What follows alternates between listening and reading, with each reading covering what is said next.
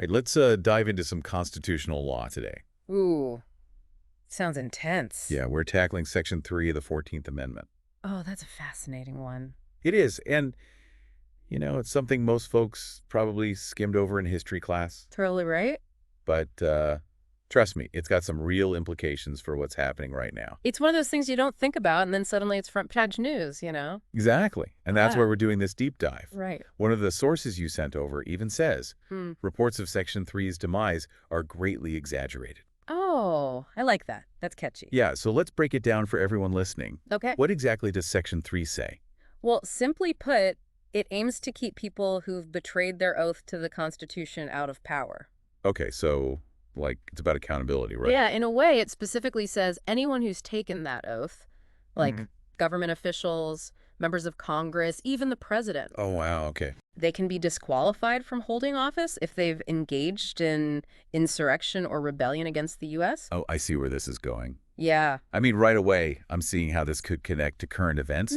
But doesn't this come about after the Civil War? It did. To deal with former Confederates. Yeah. So does it really apply today? That's the big question. And the article we're looking at argues that it absolutely does. It contends that Section 3 isn't just some old rule, you know? Okay, yeah. It's an active part of the Constitution, still enforceable. All right, so let's say we accept that. Okay. What exactly defines insurrection or rebellion?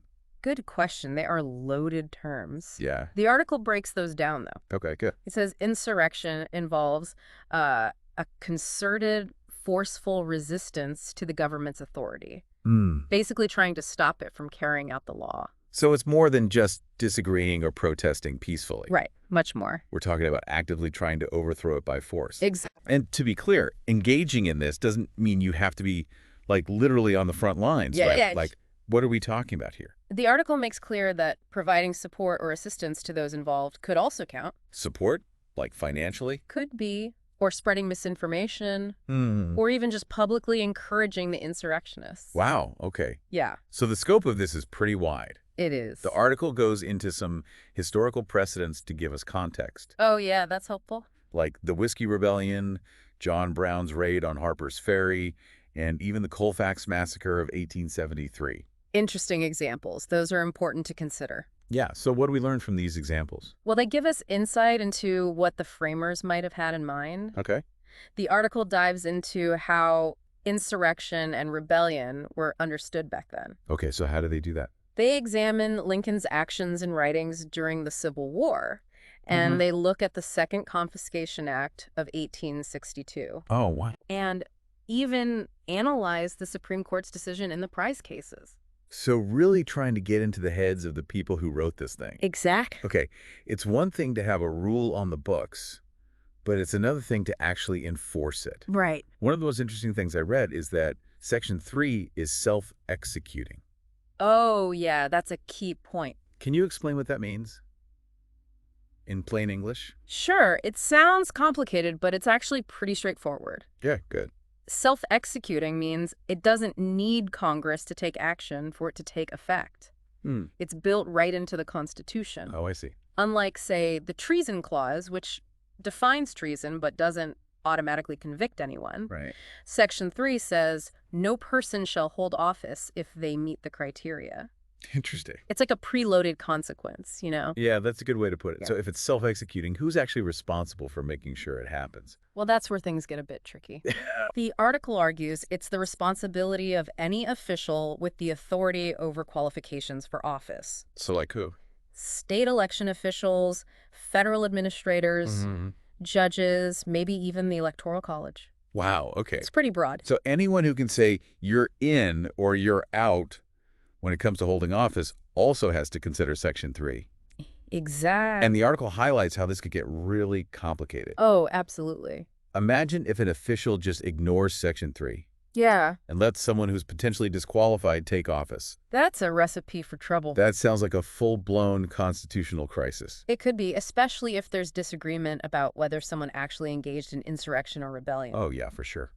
It'd be a mess. And the article goes into some historical and legal examples to illustrate this point. Right, some fascinating ones, too. Like what? It talks about early cases of Congress excluding members, Okay. and then more recent challenges, like with Marjorie Taylor Greene and Madison Cawthorn. Oh, right, I remember those. Yeah, their eligibility was questioned based on Section 3. So this isn't just some theoretical debate. Definitely not. It's something that's come up throughout history and is still relevant today. Exactly, it's a live issue. Now, something that's been on my mind is free speech.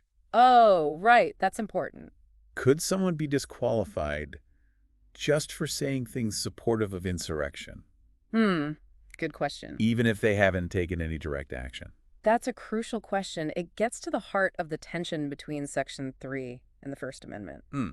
I see what you mean. The authors suggest that if there's a direct conflict, Okay. Section 3 might actually supersede the First Amendment. Wait, hold on. Yeah, it's a big claim. Are you saying the right to free speech might not protect someone from disqualification under Section 3? It's a controversial argument, Yeah, I can see that. but that's what they're saying. The idea is that a later amendment, Okay. the 14th, can modify or supersede earlier parts of the Constitution. But freedom of speech is, like, the foundation of our democracy. It is a cornerstone, absolutely. How can we reconcile that with protecting against these things? It's a tough balancing act. Yeah, feels impossible almost. It's a complex issue. Right. Strong arguments on both sides.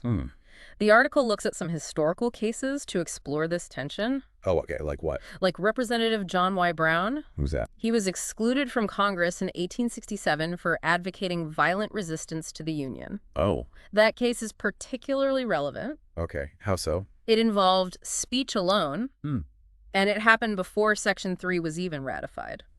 So what does that tell us? It shows that Congress has historically been willing to punish certain types of speech, Okay. particularly in times of crisis. And then there's the case of Victor Berger. Oh yeah, that one's controversial. Remind me. He was a socialist newspaper editor excluded from the House in 1919. He was accused of giving aid and comfort to the enemy during World War I. What does that even mean? Well, basically being sympathetic to the enemy. But many people see his exclusion as overreach, you know? Oh, okay. Fear of radicalism leading to suppressing legitimate dissent. So are these cases examples of going too far? Some people argue that, yeah, That's tricky. it is. It raises tough questions Yeah. about how we define seditious speech and where we draw the line. Right, between free speech and protecting against insurrection. Exactly. Is there even a clear answer? Unfortunately, there isn't a simple answer. Figures. A lot of things in the Constitution are open to interpretation. Yeah, makes sense. The article acknowledges this tension Okay. and leaves us with more questions than answers. Yeah, I guess that's how it goes sometimes. It does. But I think that's an important point. We're dealing with a lot of nuance here. Absolutely. As we talk about Section 3 and events like January 6th, I keep thinking about the practical side of things. Right. The real world implications. What does all this mean for future elections? So that's the key question. Right. If we're taking this article seriously, we have to consider legal challenges to the eligibility of candidates who were involved in January 6th. So candidates could be disqualified from running, It's possible. even for president. Potentially. Yeah, remember, the authors believe Section 3 is self-executing. Right, so it doesn't need Congress to do anything? Exactly. But who would actually make those decisions? That's a good question. Courts, state election officials.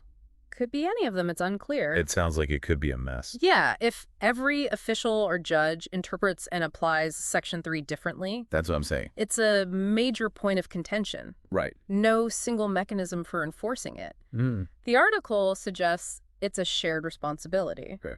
But that also means a lot of room for inconsistency Yeah, for sure. and disagreement. Which could lead to some serious legal battles. Absolutely. Candidates fighting to run, courts weighing in, potentially even a constitutional crisis. Like the article says, yeah. It's a lot. It is. It's almost like a stress test for our system. That's a great way to put it. Seeing how this thing that's been mostly dormant could suddenly become super important. It highlights why these conversations are so crucial. Right. This is serious stuff. Section 3 isn't just an abstract debate. Right. It could have a real impact on our political system. For sure.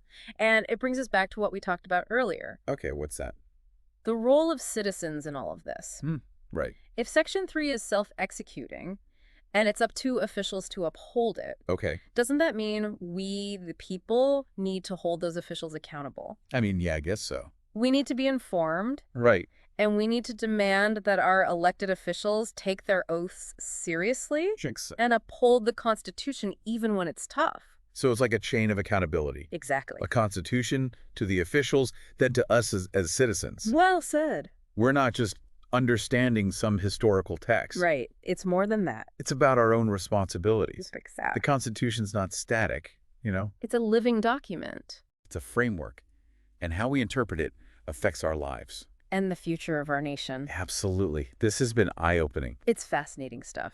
I want to encourage everyone listening to explore the source material. Good idea. Delve into the arguments, and think about what it all means for our democracy. It's worth thinking about. We'll be back with more deep dives soon. Until then, stay curious. Always good advice.